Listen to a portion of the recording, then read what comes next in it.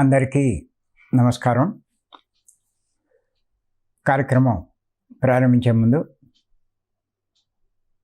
గురువు గారు బ్రహ్మర్షి పత్రి గారికి ఒకసారి మనం ధన్యవాదాలు చెప్పుకుందాం. మనం ఉపమాన ధ్యాన సందేశాలని ఎన్నో ఎపిసోడ్లు చెప్పుకున్నాం. 78వ ఎపిసోడు చెప్పుకుంటున్నాం. దాంట్లో 59వ పార్ట్ ఈరోజు చెప్పుకోబోతున్నాం. ఏంటంటే, మానవంలోని చెడు తొలగిస్తే ఎవరికి హాని చేయదు.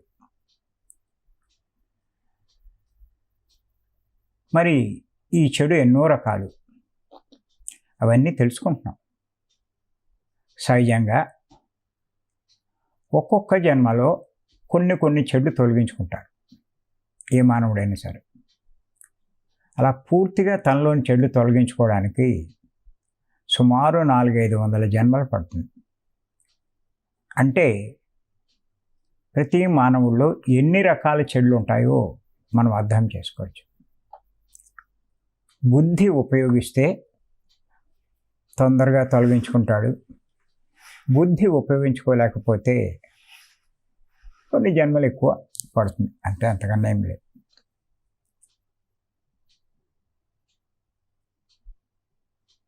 ఇప్పుడు కూడా మనం అంతా కూడా మనలోని చెడు తొలగించుకునే ప్రయత్నమే చేస్తున్నాం. కారణం ఏంటంటే, ఒక్కొక్క జన్మలో కొన్ని అనుభవాల ద్వారా కొన్ని చెడు తొలగించుకుంటాం. గట్టి నిర్ణయం తీసుకుంటాం. ఇంకా అలాంటి పని నేను ఎప్పుడూ చేయలేను. ఏ జన్మలో కూడా చేయం ఒక్కసారి అంత గట్టిగా నిర్ణయించుకున్నాక. కానీ ఎవరైతే పత్రి గారి మార్గంలోకి వస్తారో, ఈ శ్వాసమే ధ్యాస ధ్యానం చేస్తారో, వాళ్ళు చాలా తొందరగా తమలోని చెడు తొలగించుకోగలుగుతారు. ఒకటే కాదు, ఎన్నో చెడు తొలగించుకుంటారు. అంత శక్తివంతమైనది ఈ శ్వాసమే ధ్యాస ధ్యానం. మరి నిజంగా మనం అంతా కూడా ఆ మార్గంలోకి వచ్చాం. మార్గంలోకి రావడం ఏంటి? నిత్యము ఎన్నో విషయాలు తెలుసుకుంటున్నాం, ఎంతో జ్ఞానం పొందుతున్నాం, ఎన్నో నేర్చుకుంటున్నాం. వాటన్నిటినీ ఆచరణలో పెట్టే ప్రయత్నం చేస్తున్నాం. అందుకోసమే ప్రతిరోజు 3-3:30కి లేవడం, 4 గంటలకల్లా ఈ జూమ్లో జాయిన్ అవ్వడం. అలా ఒకే రోజు అన్నీ నేర్చుకున్నా ఏమీ అర్థం కాదు. కానీ ప్రతిరోజు ఒక్కొక్క విషయం మనం నేర్చుకోవడం వల్ల, దాని గురించి బాగా ఆలోచించడం వల్ల అది మన మైండ్లో రికార్డ్ అయిపోతుంది. అటువంటి తప్పు మనం చేస్తున్నప్పుడు ఇంకా మనలో ఆ లక్షణాలు పోలేదు అనేది గ్రహించి, సాధన తీవ్రతను పెంచి, దాని తగ్గ నియమాలు పాటించి దాన్ని అధిగమించే ప్రయత్నం చేస్తూ ఉంటాం. అదే ఇప్పుడు మనం చేసే ప్రయత్నం. మరి ఎంతమంది రోజు ఆ ప్రయత్నం చేస్తున్నారు? దీనికి గట్టి మార్పు తీసుకురావడానికి తీవ్రంగా భీమవరంలో విపరీతంగా ధ్యానం చేస్తున్నాం. అవి కాకుండా ఇంకా పుణ్యక్షేత్రాలు అక్కడ కూడా వెళ్ళి ధ్యానాలు చేస్తున్నాం. ఎందుకు రాదండి మార్పు? నీలో పూర్తిగా నీ చెడు ఉంటే నువ్వు మానవుడివి, నీలో చెడు పూర్తిగా పోతే నువ్వే మాధవుడివి. చెడు ఎంత ఉంటే అంత మానవ లక్షణాలతో ప్రవర్తిస్తాం. ఒక్కొక్క చెడు తొలగించుకునే కొద్దీ మనలో మాధవ లక్షణాలు పెరుగుతూ ఉంటాయి.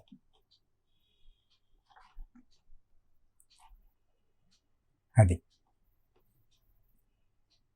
అంచేత ఈరోజు ఇంకొక చెడు లక్షణం ఏమిటంటే కోరికలు.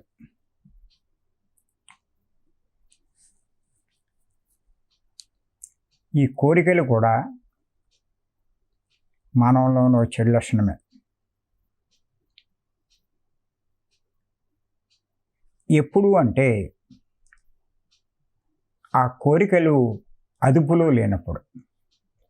గుర్తుంచుకోండి, ఆ కోరికలే కనుక అదుపులో ఉంటే ఆ కోరికలు మానవుడికి నష్టం కలిగించవు. అంచేత నష్టాన్ని కలిగించే ఆ కోరికల్ని అదుపు చేసే ప్రయత్నం చేయాలి. ఆ కోరికలు అదుపులోకి రావాలి అంటే మనసు అదుపులోకి రావాలి. మనసు అదుపులోకి రావాలి అంటే తీవ్ర ధ్యాన సాధనే కాదు, సాత్వికమైన శాకారం, ఈ రెండూ తీసుకుంటూ ఆ కోరికలను అదుపు చేసి ఆ నష్టాన్ని కలిగించే ఆ కోరికల్ని మన అదుపులో పెట్టుకో. అది ఇంచేతంటే కోరికలు లేనివాడు అంటే ఎవడో ఉండడు. ప్రతి ఒక్కడికి కోరికలు ఉంటాయి. కానీ ఎవరి జీవితంలో అయినా సరే వాళ్ళకు కలిగిన కోరికలన్నీ నెరవేరవు. ఏదో ఒకటో రెండో నెరవేరుతాయి. కోరికలు ఉండడానికి చాలా ఉంటాయి, ఎవ్వడికి పూర్తిగా నెరవేరు. ఎంత డబ్బు ఉన్నవాడికైనా సరే.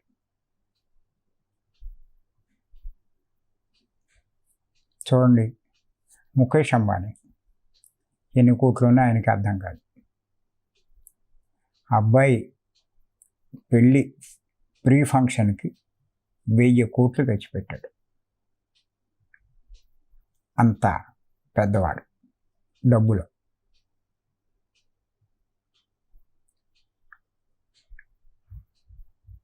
కానీ విచిత్రం ఏంటంటే వాళ్ళ అబ్బాయి చిన్నప్పటి నుంచి ఏదో ఒక అనారోగ్యంతో బాధపడుతున్నాడు. ఇన్ని కోట్లు ఉన్నవాడు,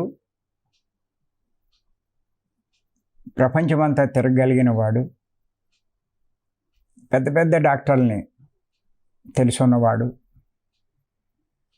వాడు ఆరోగ్యం నయం చేస్తే ఎన్ని కోట్లైనా ఇవ్వగలిగిన వాడు, వాడి ఆరోగ్యాన్ని నిలబెట్టలేకపోయాడు.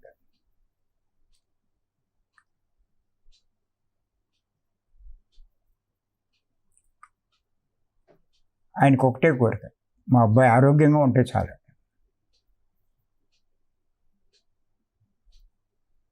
ఆ అబ్బాయి చిన్నప్పటి నుంచి తను పడిన ఇబ్బంది బాధలు చూస్తూ చెప్పుకుంటూ, నా తల్లిదండ్రులు లేకపోతే నేనేమైపోదును అని అంటే ఆ తండ్రి కళ్ళమ్మకు నీళ్ళు పెట్టేసుకున్నాడు. ఏడ్చేశాడు చిన్నపిల్లడు.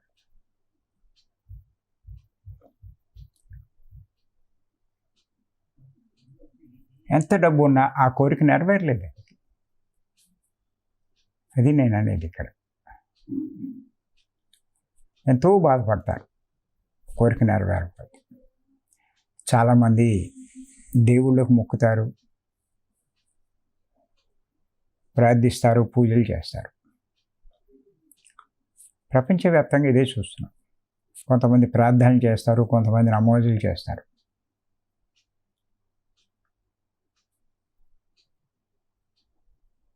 ఇలా చేసి ఆ కోరిక తీరకపోతే ఆ దేవుడి మీద నమ్మకం కూడా కోల్పోతాడు.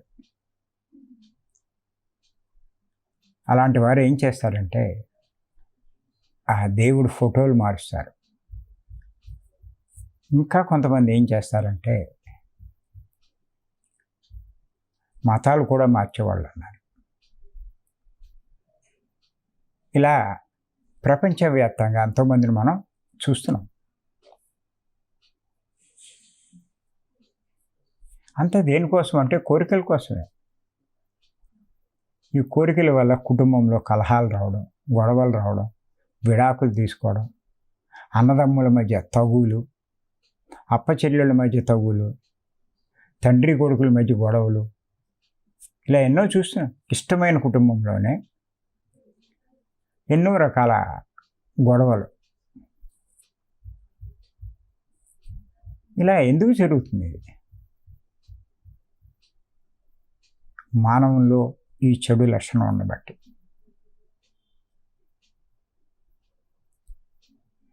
ఆ కోరికలే అదుపులో ఉంటే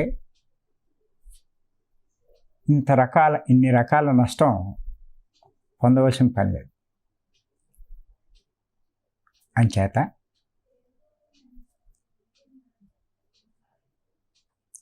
ఇప్పుడు ఏం చేద్దామంటే, ఈ కోరికలు ఎన్ని రకాలుగా ఉంటాయో చూద్దాం. ఈ కోరికలు మొత్తం మానవుల్లో 3 రకాలుగా ఉంటాయి. ఏంటంటే, 1 తమోగుణ కోరికలు, 2 రజోగుణ కోరికలు, 3 సాత్విక గుణ కోరికలు. ఇలా 3 రకాలుగా ఉంటాయి. కారణం ఏంటంటే, ప్రపంచంలో ఏ మానవుడైనా ఈ 3 రకాల గుణాల్లో ఉండేవాళ్ళే.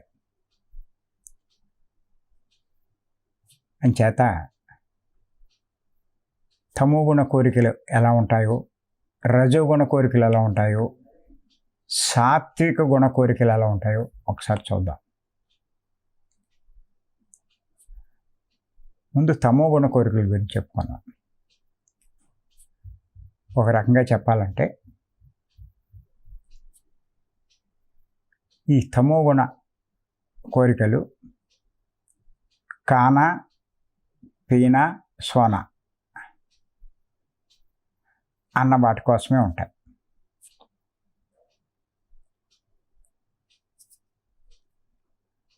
ఇంకా చెప్పాలంటే, ఆర్థికపరమైన కోరికలు. ఇవన్నీ నెరవేరాలంటే డబ్బు కావాలి. అవన్నీ అనుభవించాలంటే మళ్ళీ ఇంకోటి కావాలి, ఆరోగ్యం కావాలి. అంచేత రోగాలు ఉండకూడదు, ఎప్పుడు ఆరోగ్యంగా ఉండాలి, ఇలాగ ఉంటాయి కోరికలు. అంతేకాదు కుటుంబపరమైన కోరికలు.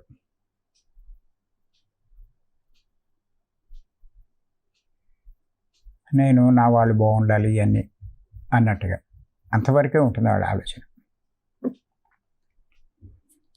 ఇంకొకటి ఏంటంటే ఆహారపరమైన కోరికలు. ఇవన్నీ తమోగుణ కోరికలు. ఇంకా మనం విడమర్చుకోవాలంటే దీంట్లోనే చాలా లోతుకి వెళ్ళచ్చు, ఒక్కొక్క దాంట్లో. మనకున్న టైం పరిధిలో ఊరికే సింపుల్గా మనం చెప్పుకున్నాం. రెండోది రజోగుణ కోరికలు.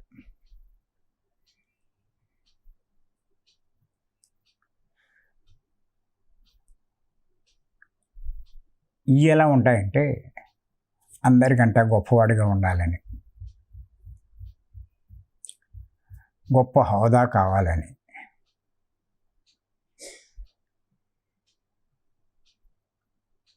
ఈ పదవుల కోసం కోరికలు.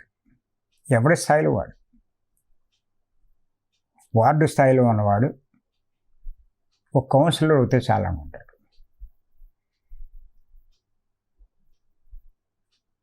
మండల స్థాయిలో ఉన్నవాడు మండలలో మెంబరు అవుతే చాలు అనుకుంటాడు.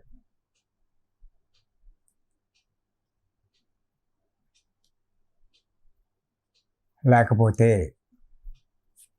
ఒక ఎమ్మెల్యే అవుతే చాలు అనుకుంటాడు, లేకపోతే ఒక ఎంపీ అవుతే చాలు అనుకుంటాడు. ఇలా ఉంటాయి. లేకపోతే ఒక మినిస్టర్. ఇంకొంచెం ఉండే కోరిక ఏంటంటే నేను సీఎం అవ్వాలి. ఇలా ఉంటాయి కోరికలు.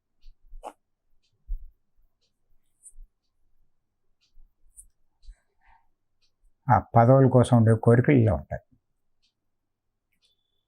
ఇంకా కొంతమంది పేరు ప్రఖ్యాతులు సంపాదించాలని కోరుకుంటుంది. అందరిలో పేరు తెచ్చుకోవాలి, నా పేరు బాగా ఉండాలి, అందరికీ తెలియాలి అనేటువంటివి. వీటిలో ఈ రకాల్లో మీకు కూడా ఏ రకాలు ఉంటాయి ఇందులో. అప్పుడు మీకు అర్థమవుతుంది మీరు తమో గుణంలో ఉన్నారా, రజో గుణంలో ఉన్నారా, సాత్విక గుణంలో ఉన్నారా అన్నది బాగా అర్థమవుతుంది. చెప్పక్కర్లేదు ఏమి. మీ కోరికలను బట్టే మీ స్థాయి అంటే చెప్పేయచ్చు. అది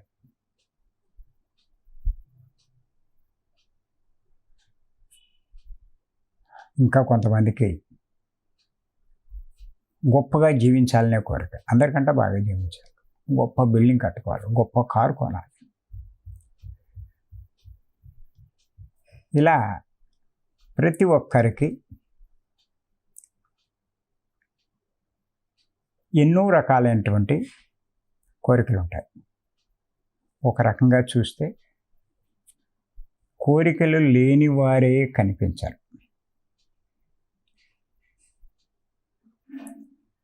అంతేకాదు సహజంగా ఏమంటారంటే ఎవరైనా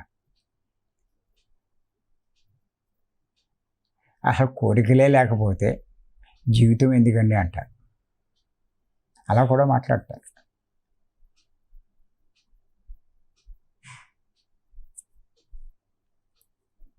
అలా మనం చూస్తే కనుక పురాణాల నుంచి తీసుకుంటే, యుగాల నుంచి తీసుకుంటే, రావణాసురుడికి సీతను పొందాలనే కోరుకుంటే దానికోసం తన రాజ్యం, తన వంశం సమస్తము నాశనం అయిపోయినా లెక్క చేయలేదు వాడు. తన ప్రాణం పోయినా సరే.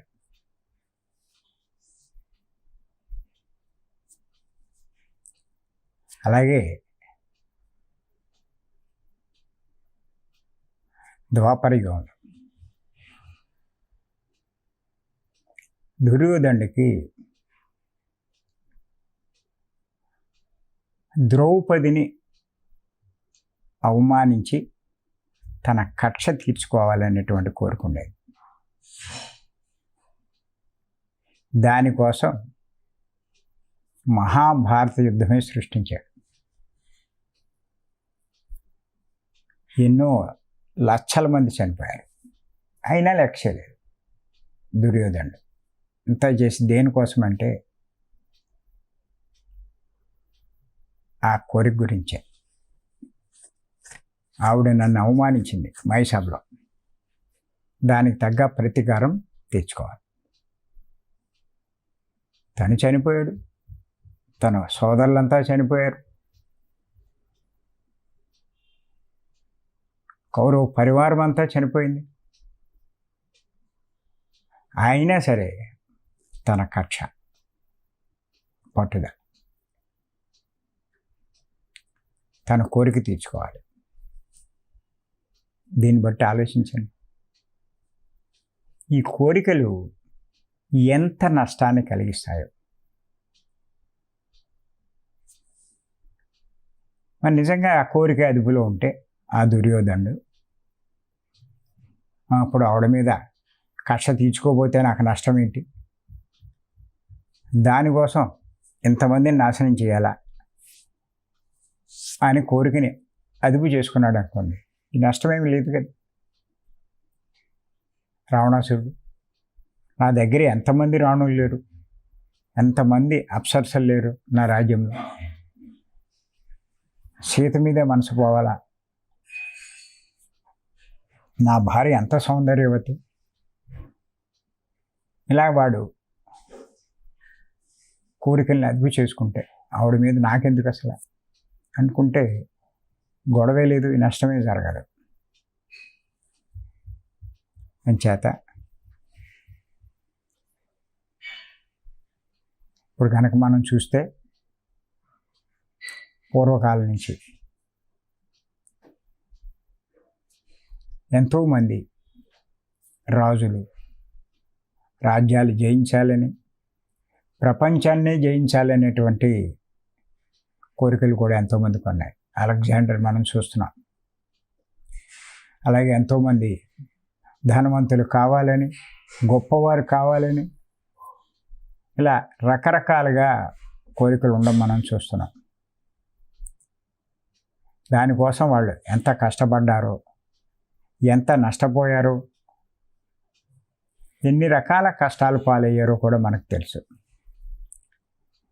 అంతేకాదు ఇప్పుడు కూడా మనం గమనించినట్లయితే శాశ్వతం కాని ఈ ధనం సంపాదించాలనే కోరికతో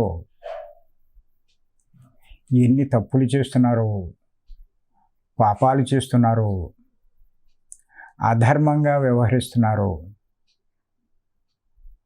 చివరకు వాటి ఫలితంగా ఎంత నష్టం కలుగుతుందో మనం చూస్తూనే ఉన్నాం.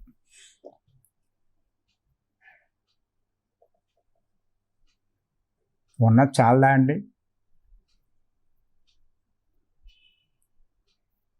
ఉన్నదాంతో తృప్తిపడి ఉన్నంతలో జీవిస్తే ఉన్న డబ్బు చాలదా? ఎవరికి చాలదు? దీనికి 100 రెట్లు ఉన్నా సరే ఇంకెంతకన్నా ఏం తింటారు చెప్పండి? కొంచెం ఆలోచించండి. మీ అందరికీ అన్నీ ఉన్నాయి. ఇల్లు ఉంది, సంసారం ఉంది, కార్లు ఉన్నాయి, ఇవి ఉన్నాయి, అన్నీ ఉన్నాయి. ఏంటి లోటు? ఇంకా ఏంటి సంపాదించాలని? ఇంకా అధర్మంగా, అన్యాయంగా, అక్రమంగా సంపాదించి ఆ పాపం మూట కట్టుకుని చివరికి ఆ పాపం పండేసరికి, వార్ధక్యం వచ్చేసరికి ఆ డబ్బు సంపాదించడానికి ఎన్ని పాపాలు చేశారో వాటి ఫలితంగా రకరకాల జబ్బులు, కష్టాలు లోనై సంపాదించిన డబ్బు అంతా మళ్ళీ ఆటికే ఖర్చు పెడుతున్నారు. ఆస్తులు అమ్ముతున్నారు. ఆహా! ఆ సంపాదించి ఎన్ని కడుతూ ఉంటే సరదాగానే ఉంటుంది, అనుభవించేటప్పుడు ఉంటుంది. అంచేత ఈ రజోగుణ కోరికల వల్ల ఎన్ని రకాల నష్టాలు ఉన్నాయో. ఆఖరికి సాత్విక గుణ కోరిక.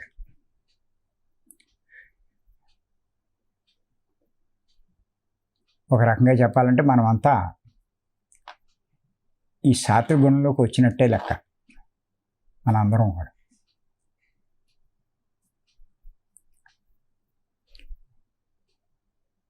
ఇంకా చెప్పాలంటే ఈ సాత్విక గుణంలో కూడా కొంచెం ఇంకా ఒక మెట్టు పైకెక్కినట్టే మనం.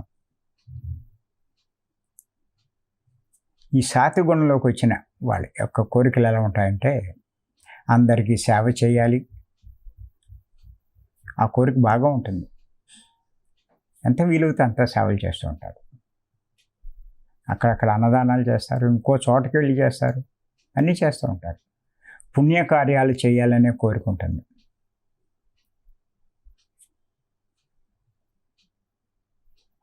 పండితులు వాళ్ళు చెప్తారు పుణ్యం చేయండి అని. పుణ్యం బాగా సంపాదించాలనేటువంటి కోరిక ఉంటుంది.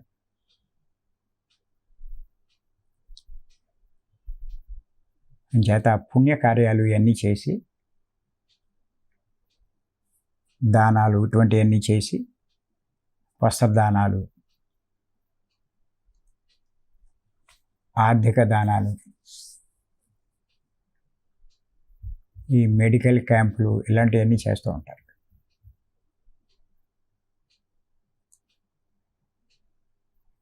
అలా ఇతరులకి మంచి చేయాలనే ఉద్దేశంతో చేస్తూ ఆ పుణ్యం సంపాదించాలనేటువంటి ఆ కోరికతో చేస్తూ ఉంటారు.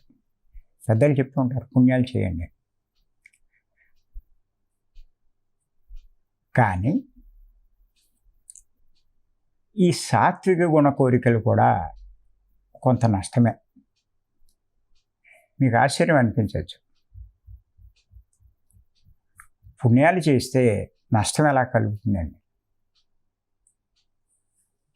నష్టం ఎలా కలుగుతుందంటే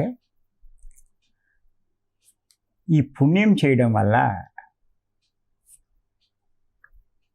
వెళ్ళడం పుణ్యలోకాలకు వెళ్తారు, మరలా జన్మ తీసుకుంటారు. ఈ చేసిన పుణ్యాలు అనుభవించడానికి మళ్ళా ఒక జన్మ తీసుకుంటారు. ఆ జన్మంతా చేసిన పుణ్యాన్ని అనుభవిస్తారు. అక్కడి వరకు బాగానే ఉంది. కానీ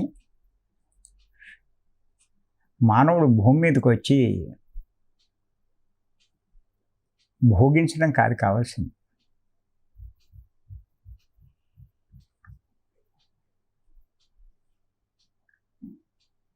భోగాలు అనుభవించడానికి కాదు భూమి మీదకి వచ్చేది. మానవుడు భూమి మీదకి వచ్చింది ముక్తి పొందడానికి.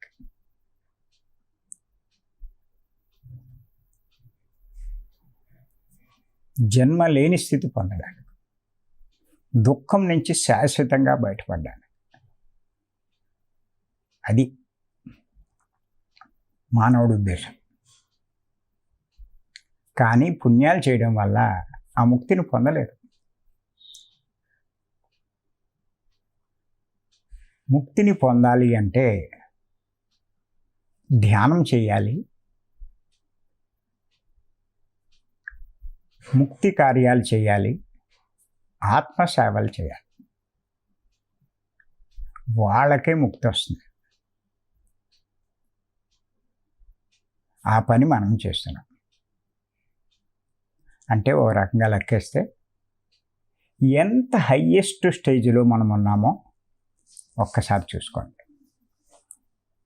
ఈ ఆత్మసేవల్లో కూడా హయ్యెస్ట్ సేవలు మనం చేస్తున్నాం. ఆత్మసేవలో హయ్యెస్ట్ సేవ ఏది అంటే జ్ఞానాన్ని సంపాదించుకోవడం, సంపాదించుకున్న జ్ఞానాన్ని అందరికీ బోధించడం. గుర్తుపెట్టుకోండి, ఆ పనే మనం చేస్తున్నాం. ఆత్మకార్యాల్లో పాల్గొంటున్నాం. దానికి మన వంతు మనం అన్ని రకాలుగా సహకరిస్తున్నాం. ధనపరంగా, సమయపరంగా, వాక్కు పరంగా, మన శక్తి పరంగా, ఫిజికల్గా అన్నీ ఇతరుల ఆత్మలాభం కోసమే మనం వెచ్చిస్తున్నాం. అంటే ఎంత హై స్టేజ్లో మనం ఉన్నామో ఒక్కసారి గుర్తెట్టుకోండి. అందుకే నేను ఎప్పుడు చెప్తూ ఉంటాను మీ అందరి గురించి, చాలా అదృష్టవంతులు మీరు. మీకు ఇంత శ్రద్ధ వచ్చింది అంటే మామూలు విషయం కాదు. అది చేత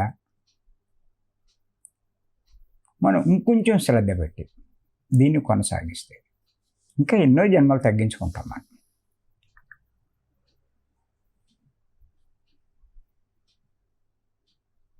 అప్పుడు మనం నిజంగా మన ప్రణాళిక ప్రకారం జీవించిన వారం అవుతాం.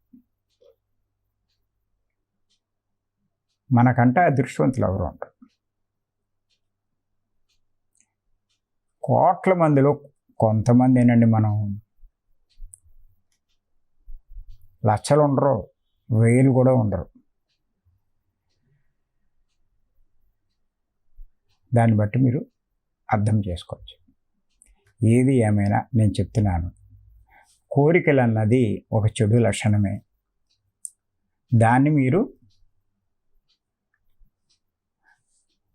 అదుపులో ఉంచుకోవాలి. మనసును మీ అదుపులో ఉంచుకుంటే కోరికలు కూడా మీ అదుపులో ఉంటాయి. కోరికలు మీ అదుపులో లేవు అంటే మనసు మీ అదుపులో లేనట్టే లెక్క. ఎవడు చెప్పక్కల, అర్థం చేసుకోండి. ఏ విషయంలోనైనా మీ కోరిక మీరు అదుపులో చేసుకోగలిగారు అంటే మీ మనసు మీ అదుపులో ఉందని లెక్క. లేదంటే ఎంత ధ్యానం చేస్తున్నాం, మీ మనసు మీ అదుపులో లేనట్టే లెక్క. మీరు చేసిన ధ్యానం సరైన ఫలితం ఇవ్వలేదనే లెక్క. నేను ఖచ్చితంగా చెప్పగలను. ఆహారం విషయంలో కాంప్రమైజ్ అయినా ఏవో ఉండాలి, అత్తనాలు ఇత్తనాలు ఇవన్నీ ఉంటుంది కోరిక. కాంప్రమైజ్ అవ్వకూడదు. అలాంటివన్నీ ఎప్పుడూ ఈ జన్మలో నేను తింటూ ఉంటా, ఎన్ని జన్మలో తినలేదు.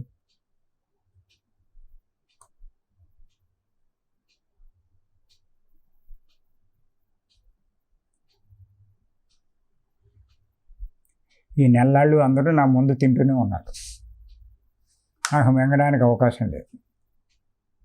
అలాగని అది తినాలనే భ్రాంతి కూడా ఉండేది కాదు.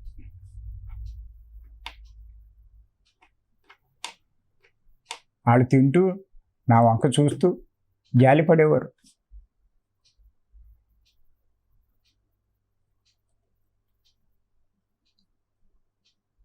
నువ్వు తినలేకపోతున్నావు అని మాకు ఎంత జాలి వేస్తున్నావు అంట, మీ గొడవ మీరు చూడండి అంట.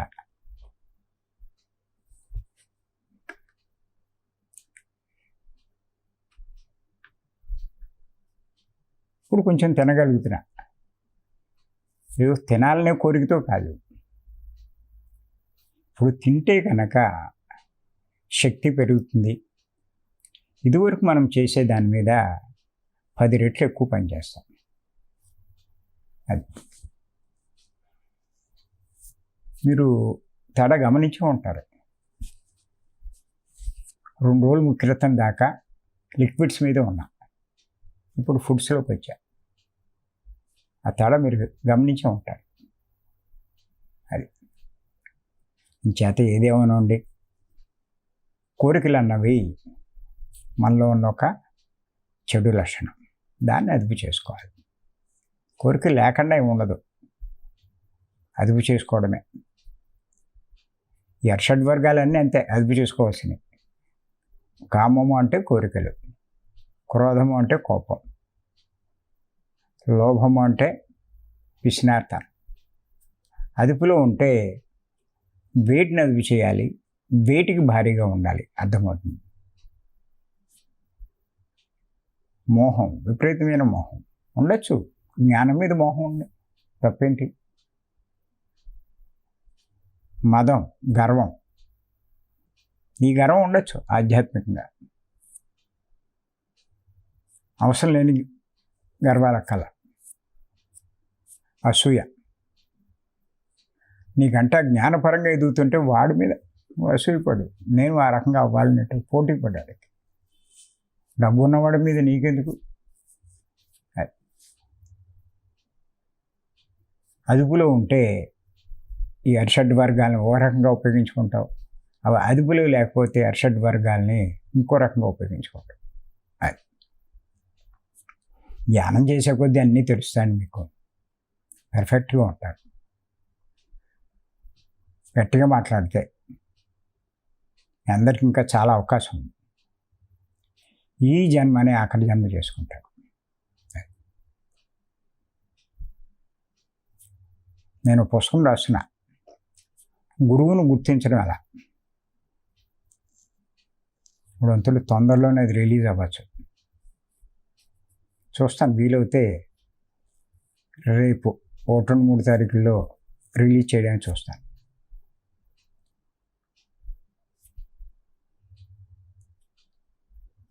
మనం అదృష్టవంతులం కాబట్టి 3 సద్గురువుని పొందాం, పత్రిజీ, నేను, అమ్మ.